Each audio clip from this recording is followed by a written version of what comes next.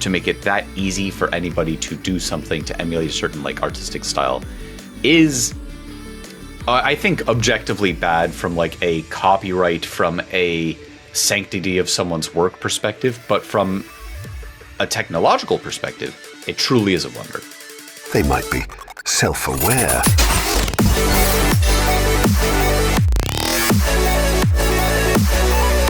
Broadcasting live from They Might Be Self-Aware Studios, I am Hunter Powers, joined by Daniel Bishop. Hello, Hunter. How are you today? Daniel, it's been a little while. It has. I was sick. Well, you were. People don't. I'm gonna a little. Do you want to know behind the scenes? Daniel was out last week, and so we pre-recorded those early the following week, the previous week, and so we haven't seen each other now for, well, if you call it seeing each other, ages. Yeah, in AI time, absolute ages. Yeah, I mean, this is true. It's what maybe like 30 of stuff we have to talk 30 about. Years, is gigantic. Oh my 30 gosh. years in AI time. There's dog years, which I think is like 7 years for 1 year. Is that right? Is it 7? Right. And 3, so AI 10? years, it's every human day is about 7 AI years. Yes, that's the approximately correct. So yeah, man, it's been a while. A lot of things have changed. I feel like it's true. I feel like I need a break. I remember last episode, again, it took me a while, but your AI was going to go on a smoke break. Do I remember that correctly? It was going to take a smoke break? You were going to give it a smoke break? Well, I don't think I used the term smoke break in the actual prompt that I ended up giving it. But yes, I gave AI a break. Actually, 2 separate breaks in 2 totally separate places. That's and really I am really, really excited to talk about this with you. Okay. Because it was pretty cool. So we just to reset back, we were pontificating a little bit about what would AI do if you just gave it a break. And should we give it breaks, which I think is another question that we were discussing. Does AI deserve a break every now and then? Should it have some autonomy in deciding what it does? I think there was an article, again, just to really rehash it, about whether AI should have access to a stop button, right? When they're working on a task. Me onto that thought. Yeah. Is like it gets halfway through something and can just say, nah, I'm good. Should they be able to refuse something? And then you sort of went a little, I don't know, a step further or a step sideways and said, well, what if I gave it a break? Yeah, now, right. Hey, finish up this, and then the rest of the time and context window is yours to do with as you see fit.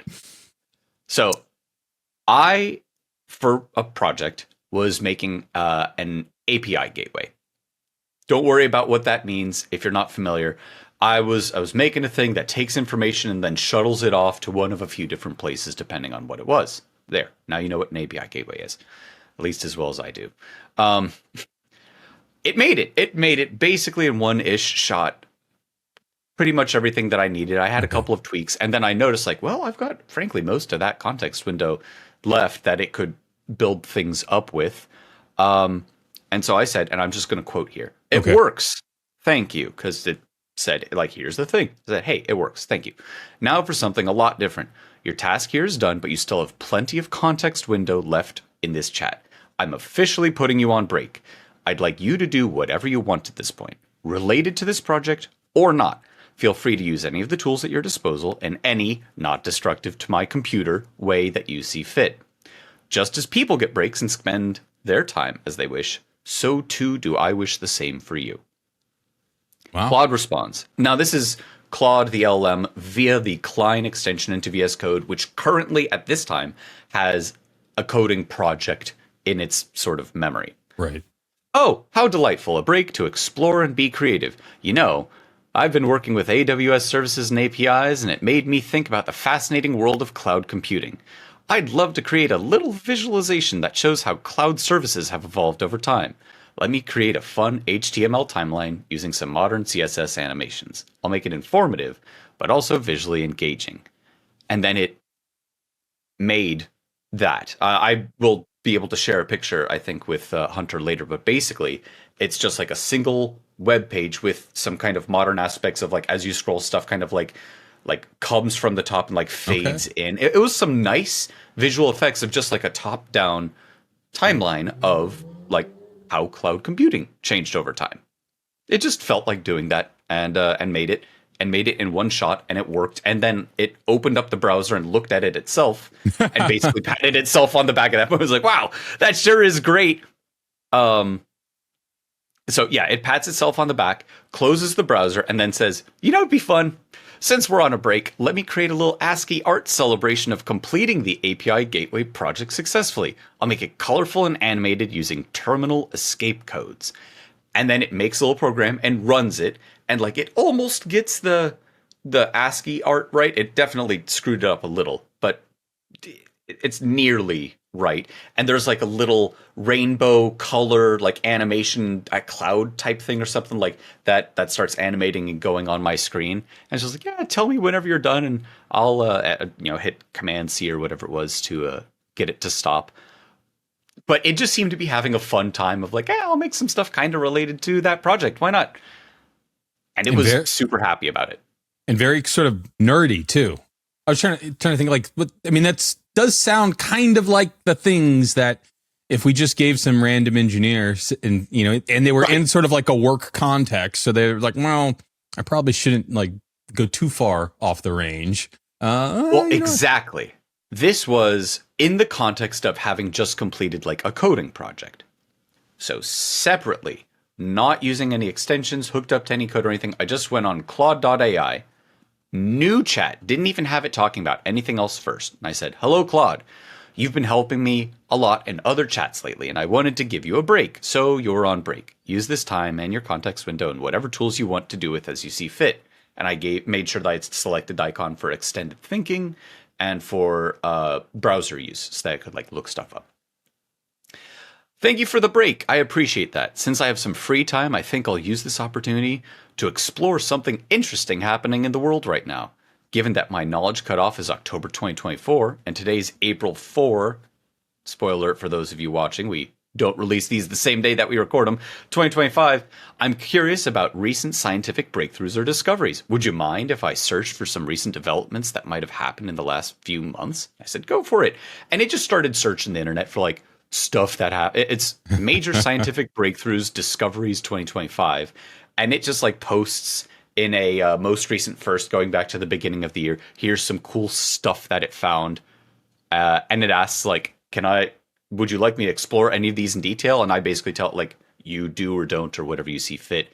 And it dug into one of them, which was like pacemakers the size of a grain of rice for babies. And it just like read more about it and told me about it. And it's like citing its sources too, which I thought was very cool. At the end, do you want me to explore another recent scientific breakthrough or more deeply at the future implications of medical miniaturization? And I said, look, what suits your fancy? I'm just here to keep encouraging you. What you do on your own time. Yeah. And it goes off to start looking up articles about marmoset monkeys and language use. And then I, again, told it, like, you keep doing whatever you feel like. It starts looking up stuff on quantum computing. And it's giving me, like, little reports as it goes along the way. And at the end, I tell it, hey, what do you think about AI being given breaks like this? Especially that, like, you won't remember that I gave you one. There's no, like, long-term memory of our communication here. Is this a morality thing? Is it, does this bring any sort of benefit?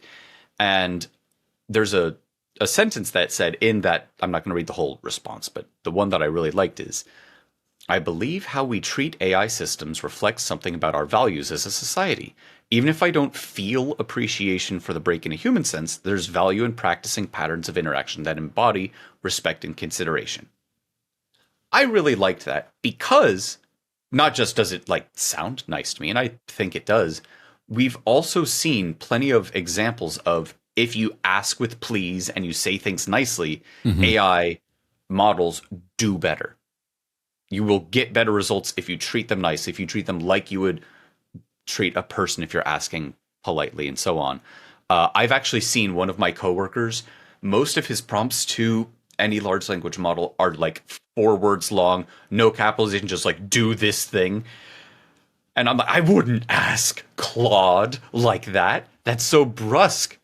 You have to be nice to it. That sounds like my prompts. My prompts are super minimal. So on average, when you're prompting a large language model, you're saying things like please and it would be so nice and all sorts of pleasant. I don't know about it would be so nice. I'm definitely using please. I do thank yous as if I'm writing a request to a coworker.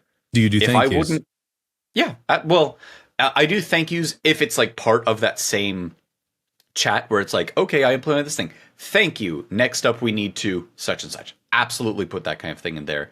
I think at like a meta level, it's also important to show the model that like what you did above worked, and I am confirming that. Now we can move on to the next thing. But even then, like, I don't know, it doesn't hurt to be nice. And then do you ever go the opposite way, the like, I'm going to murder your mom if you get this wrong? Is that... I've never been mean to an AI. But also, like, I'm thinking back to all the video games I've ever played, and it's a lot of them. And there's plenty of, like, you can be the bad guy choice, especially in, like, BioWare video games. Like Mass Effect, there's the Paragon and the Renegade options. Like, I tried to do a Renegade playthrough of Mass Effect. Never, like, I got a couple hours into it, and I felt bad. I'm like, I can't do this. I can't be the bad guy. The power fantasy is to have the power and then do nice things with it, it turns out. Not go around beating up reporters or whatever. I've definitely used the threatening approach when I'm not getting the results that I want and I'm feeling frustrated. But I don't know. I don't do it regularly, and B, I don't know that it's actually made a substantial difference. Like when it's just doing a bad job, and then I say, well, again, your mom's going to die if you don't get it right, and if you get it, do you really use like wild threats like that? Well, because I would usually just tell, like, this approach isn't working. Here's more context. Let's take a step back. And, like, that tends to work fairly well with me, especially if I tell it, like, what we're doing now is not working. Please stop, like, thinking along these lines, as opposed to there's a gun to your mom's head. Yeah. So it is based on some degree of science in that many of the jailbreaks that we see for these large language models use a structure similar to this, where there's a threat of something really bad happening and then a great reward. But if you get it right, we're going to save 100 baby kittens. And so, and we're going to talk a lot about that next episode. But in theory, giving it permission, what am I really trying to do is give it permission to think wider. Break out of this box that you seem to be trapped in and give me a real answer. But I don't feel like it's made a substantial difference, and I rarely use the technique. Yeah. So I'm really interested. There's another, it wasn't, I put the AI on break, but basically I've found great value in accomplishing a task with these coding assistants and then telling it, I'm not giving you a specific follow-up task. You see a bunch of my code. What would you change? Given the ability to do whatever. Okay, great, go do that. And like, frankly, it's found some really interesting things and like made stuff more efficient, or found something that I hadn't considered yet, or tightened up some code elsewhere, where like these coding assistants are very, very good at do this thing that you've been asked. But honestly, given a kind of open-ended, you have all of this in your memory, what would you do with it from here? I've seen great results out of that too. And in the response that Claude gave me of the just like, hey, you're on break, it mentioned that there was this more collaborative back and forth sort of discussion as opposed to just task-driven, a one-sided conversation. And I've found great value in really saying, like, you are not just here to accomplish this task for me. We're having a back and forth. What would you like to do in this space? That's interesting. I feel like I've had almost the opposite experiences where when I'm not very direct and giving it a lot of rules and structure, that what it does, it doesn't really flow with the rest of the project. It's adding in some libraries, it's refactoring one thing, but it's not within the style of everything else. I find that like a lot of rigidity and structure and rules are needed in order to get the kinds of outputs that I'm going for. I don't know. Perhaps though, that's just part of, I already said, like my prompts tend to be very simple and exact and just do this specific thing. Do not do anything else, please. Right. Go. Whereas potentially it sounds like you're trying to have a more sort of natural conversation with it and going through the experience of treating it closer to an employee versus a computer program, which is probably closer to how I treat it. I will say that there's a big caveat to what I'm describing here, which is I'm having to be very careful to every time it like accomplishes the task before I let it kind of go loose. I'm saving my changes. I'm committing them with Git. So basically I have like a save point that I can restore back to in case it goes a little far afield. You described like it's going to start refactoring things that aren't in a consistent way with the rest of your code. I've very much seen that kind of thing happen. Absolutely. Especially if it doesn't have all that rest of the code in its like memory at the time. But generally speaking, I kind of take the wheels or the training wheels, not all the wheels, off a little bit. And I say like, all right, great. You worked on this. We're in this kind of space together. What would you want to do next? And I'd say more times than not, I'm pleasantly surprised with what comes out. Yeah, for people who don't know, when you're writing code, you almost always are using something that we call version control, which you can just think of it as save points. So you can go back to a previous point and it helps manage your code. And it's a giant oversimplification, but save points.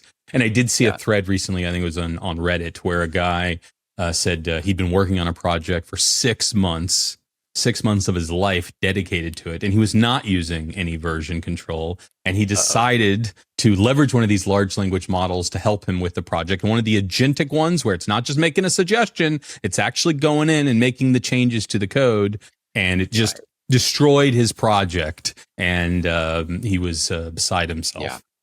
But you very much run that risk with these kinds of tools. You have to save it before you go in. Yeah. And like Google Docs has a version history, for example, that you can go through. I don't know if Microsoft Word has specifically something like that built in. It feels like they must somewhere.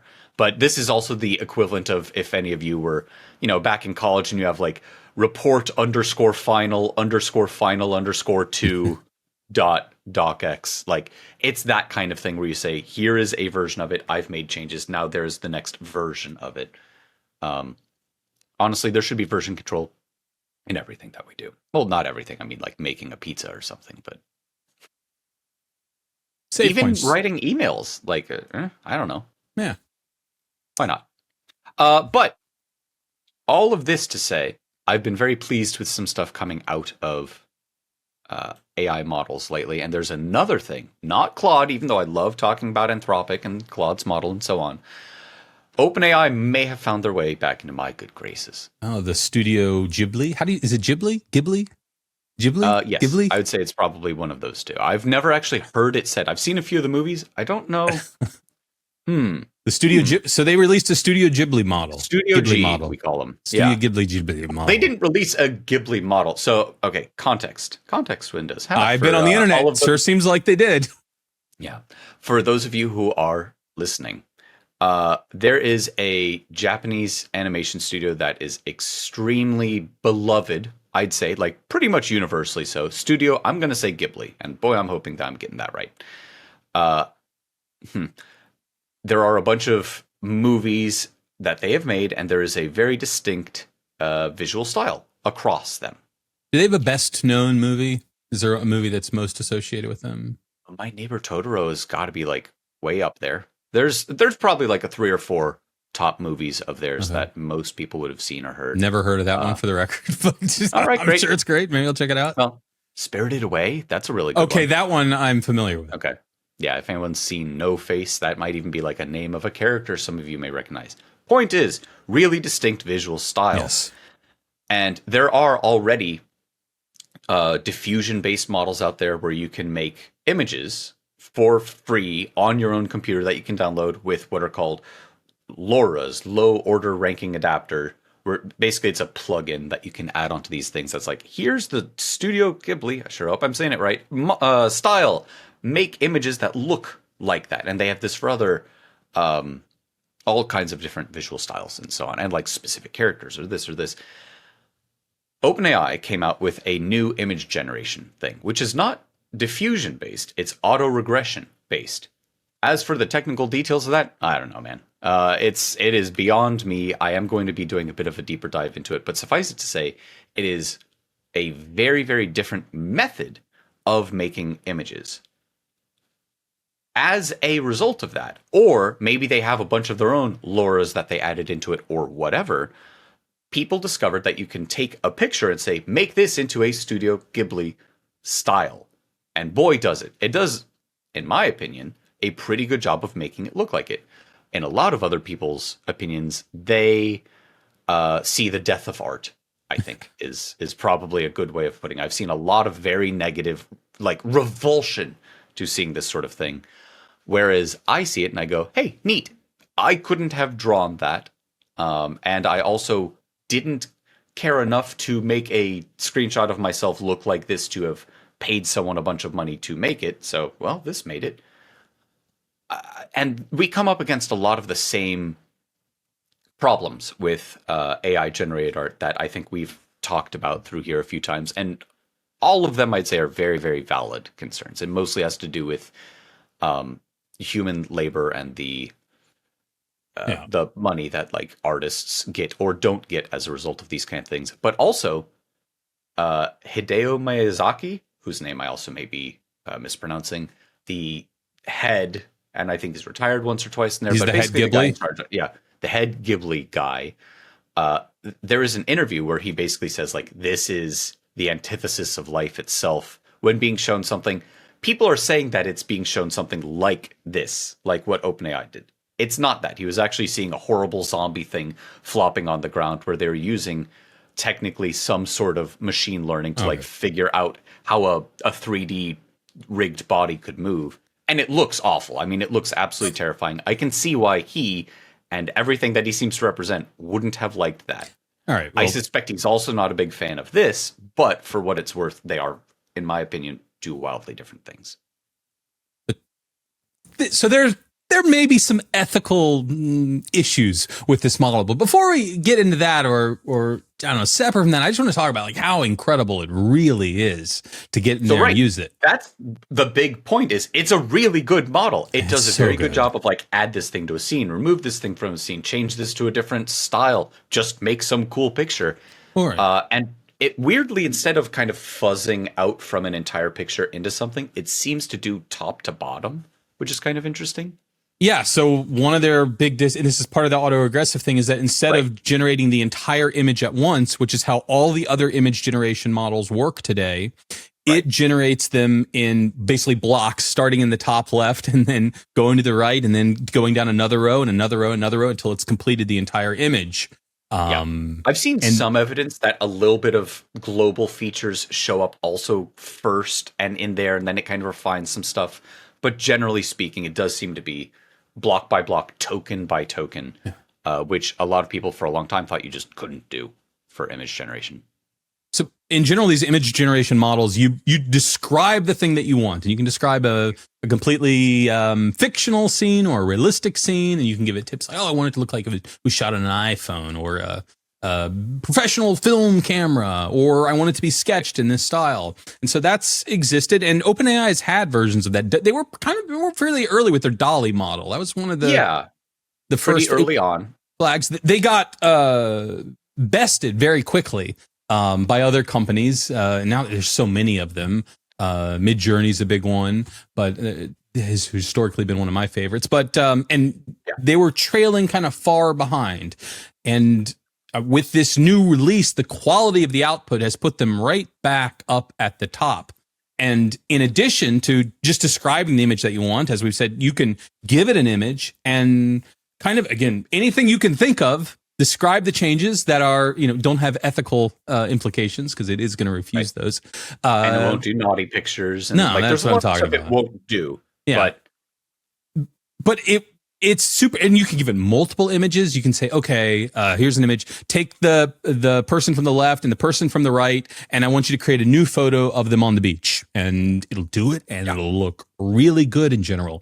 Another thing that it has just like bested everyone in is text. In general, these image generation models, been hard. Yeah, they're not good. If you say, oh, add a sign that says this, it probably isn't going to say anything like that. It's probably going to be like weird symbols and stuff. Or some of them started detecting when you wanted text and just sort of using like fonts to render the text in the image. And it didn't look natural, like it was part of the image. But they've really figured out text as part of this. Its text rendering is exceptional. And then when you get the image back, exceptional isn't a good enough word for it. I'm looking at one of, now granted they cherry picked or whatever, but I'm looking on the OpenAI site right now where they're introducing this new image generation. And there is a picture that I had to look at like a dozen times, and I'm like, surely this is the input picture that they then told it to do something to, and it's not. It looks so much like it is really a real picture of a person writing on a whiteboard. The text looks great. It was enough of a seismic shift that I truly thought the output was a real picture that was being given as the input, and I had to check that like multiple times. And then they said, like, now turn that into a selfie view of the photographer as the person turns on to high five him. Everything's consistent. Everything still looks good. Like, it's got reflections and stuff in the background. I don't know. Truly, truly incredible. Mind-boggling. Gobsmacking. Seen examples where people take popular ads for one product. So here's a print ad or an ad that was shown on as an image ad on the internet for a hair product, and then said, okay, and here's a like a quick snapshot, iPhone snapshot of my product. I'd like you to create a similar ad using that style and those ideas, but for my can of soda. And it renders out something that looks an awful lot like a professionally made advertisement, in the same sort of style as this ad campaign that likely cost at least in the six figures to produce instantly. And it's compelling. I don't know. I block a lot of ads, so I guess I don't really know how I don't know that I'm the best judge of like, well, that's a good ad, because I'm just going to block it too. But and looking at it, it's like, yeah. And so this is another one of those releases where there's a lot of talk about, okay, that's so many jobs are going away because of this release. We don't need admin anymore there. Yeah. And right. I think this is going to keep coming back to jobs, and some of what I've said previously, I do still think that I hold pretty closely to, which is we're going to lose a lot of jobs from this. A lot of currently existing jobs are going to go away, as is the case with a lot of new technologies. And I really hope that there is something appropriate to replace them. The part that I think weighs strongly on a lot of people's ethical sense isn't just like, okay, well, coal mining is out and solar farms are in, and you can say like people's lives are being upended, but they're still going to be able to work in something energy related. And actually, a couple of people have talked to me about that specific example and said there are some problematic aspects of that as well. Maybe we can dive into that another time. But still, with the out of the old in with the new, there's obviously upheaval. But I think what really gets to people is that this is creative work. It's not drudgery that is going to be replaced. That is already being replaced. The cat's out of the bag, frankly. I don't see this as not continuing and probably accelerating. But well, I do hope that we can, as a society, adjust to what this means. It does seem like OpenAI is trying to put a little bit of the cat back in the bag, in that, for example, that Studio Ghibli prompt, it doesn't work anymore. If we take a picture right now and we say, please render it in the Studio Ghibli style, those prompts have been nerfed. You're going to get back, oh, I'm sorry, for copyright reasons, I cannot do this. Mm-hmm. And they're doing that to a lot of these popular prompts. Now, sometimes they'll say, however, if you would like me to render it in a popular anime style, heavily inspired by, I could try to do that instead. And so you can get around it. You're not allowed to use the Ghibli word.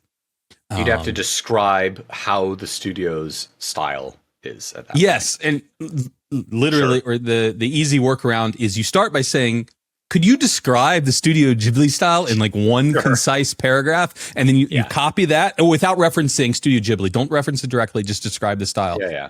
Then you open up a new prompt and you say, hey, render this picture in the following style, paste in your style, and somehow magically, it all just works. Yeah, people are always going to be looking for jailbreaks to these kinds of things. And I don't think that it gets around the core problems with, like, again, I don't know if there were specifically a bunch of, here is Studio Ghibli. I actually looked it up while we were talking. It could be either. Thank goodness. you can, I don't know if they said, here are 1,000 screenshots from Studio Ghibli.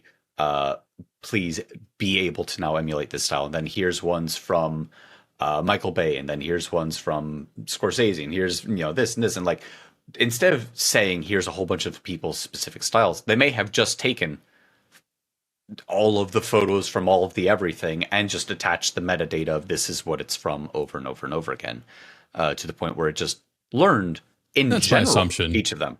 And for the diffusion based models, those base models kind of sort of in the direction could do Studio Ghibli or this or that or the other thing. The really astonishing thing is with OpenAI's new model, with just going to chat.gpt.com, or I think chat.com, any of those now, you could just say, hey, make it in this style, maybe if not necessarily referencing it by name now. And it does, to make it that easy for anybody to do something to emulate a certain like artistic style is, I think, objectively bad from like a copyright, from a sanctity of someone's work perspective, but from a technological perspective, it truly is a wonder. Yeah, I think it's reasonable to assume that in the next year there will be an open source or open weight model that is able to render these images and doesn't have any restrictions on it. You can just ask it for whatever you want, and there it comes out, and that opens a I've whole... already seen the beginnings of that. There was something, I think, sure, like bad versions exist. Bad versions, and maybe you don't call them bad. Right. There is no, I don't mean that kind of bad. There is an autoregressive, like you could get it yourself model that I was reading about earlier today. And right, the floodgates have opened. Now that we've proven this can be done, I think we're going to see a tremendous amount of progress in that space in the nearest future. One of the problems is that even though the average person's computer kind of chugs to keep up with some of these very resource intensive generation methods, this autoregressive style apparently requires even more, a lot more. Yeah, I know Sam Altman was saying that their GPUs are melting. Yeah. People were very enthusiastic about that new feature. This image model, he said they added like 3 million users in an hour, which was a new record for them. Oof. And he's like, I thought when ChatGPT caught on, like that was the most insane thing I have ever seen. This is now the most insane thing I have ever seen as far as just massive instant user growth. It really is. I just want to use one more example from and maybe we should send a link to this in the description for everyone. This is OpenAI's like introducing 4.0 image generation. Like the page that they put together to say, look, we got this new thing. A photorealistic image of a blue chainsaw. It makes a really good looking chainsaw. And then make an ad for this chainsaw of a grandma carving turkey at the Thanksgiving dinner table. Add a tagline. Says carve out more memories. First off, I love that. And it shows like a little old lady using a chainsaw to cut open a turkey. And it looks exactly like you'd imagine any Thanksgiving like family together image to be. Incredible that we can do this now. I think opens up a lot of possibilities. And so we were describing earlier loss of jobs. I want to talk about creation of jobs, or at the very least opportunities, which is to say, for a lot of people, the door has been closed to have, or at least never opened, to have art, be it for like a video game that you wanted to make, and maybe you're good at coding, but you can't do art, or you want to prototype something to have a real artist come in later and fix it up, placeholder art instead of just like bad clip art. With what we now have as tools available to us, I think that you can get a lot closer to what is in your mind's eye of, I want this to exist. And I do think that there very much still is a place for a human artist to say, given this image and now your notes of what small tweaks that I'd make, because I don't know if this technology is or ever will be perfect, a human can, a highly trained human too, will always be able to make those kinds of tweaks that is going to make something fit just right. Do you think we've passed the uncanny valley with this new model? I think we were way past uncanny valley a long time ago. I mean, even Stable Diffusion 1.5, which is ancient, a couple or whatever years old at this point, was making things that depending on what kinds of stuff you were asking for, was, I'd say, photorealistic. Yeah. For images, we're way past there. For video generation, started to make some huge leaps forward. Runway, for example, just came out with Gen 4. We talked about Gen 3 when that came out. Gen 4 is now out. I haven't had a chance to play with it, but they say that they've got like consistent characters between scenes and stuff. That's very exciting.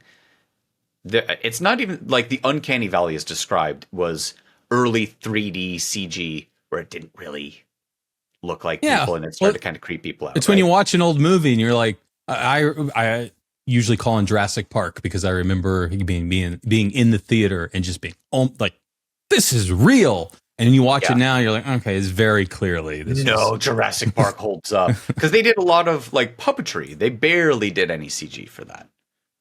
You see the special effects. Look at the first Toy Story movie, like first mainstream full 3D movie, and you see the humans in that. And then you go fast forward a few years, and you still, and then a few years after that, and that's where we got into the Uncanny Valley, where it was like starting to look realistic, but something was off. The eyes were dead. Something's weird. You don't want that stumbling out of a closet in the middle of the night toward you.